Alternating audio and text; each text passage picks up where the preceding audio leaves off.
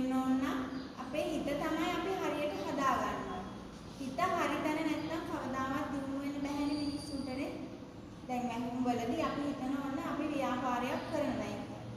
අපි ව්‍යාපාරයක් කරන්න පටන් ගත්තම බාහිර පරිසරයෙන් අපිට එක එක දේවල් කියනෝනේ. ඕක හරියන්නේ නැහැ මෙහෙමයි කියලා. අපි ඒවට කන් දෙන්න හොඳ නැහැ. අපි යන්නේ ඒක වෙනස් කරගන්න ඕනේ ඉස්සෙල්ලා.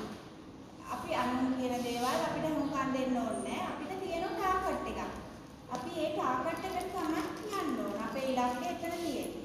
මොන ප්‍රශ්න අපිට මොන බාධක අපිට අවට පරිසරයෙන් ආවත් අපි අපේ ගමන යන අවසාන ඉලක්කය තියෙනවා. එතෙන්ට යනකම් අපි අරව කිසි දෙයක් අපේ ඔළුවට ගන්න හොඳ නැහැ.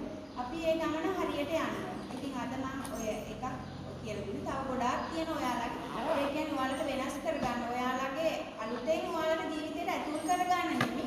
ඔයාලගේ ළඟ තියෙන දේවල් වලින් අර ඉවත් කරන්න ඕන දේවල් ටිකක් තියෙනවා. ඒ දේවල් ඉවත් කරයි කියන්නේ ඔයාලට හරි ගමනක් යන්න පුළුවන්. හරි ලේසියිනේ. අපි අර පුරුදු වෙච්ච රටාවටම යන්නේ නැතුව ඒක පොඩ්ඩක් අපි වෙනස් වෙලා බලමු.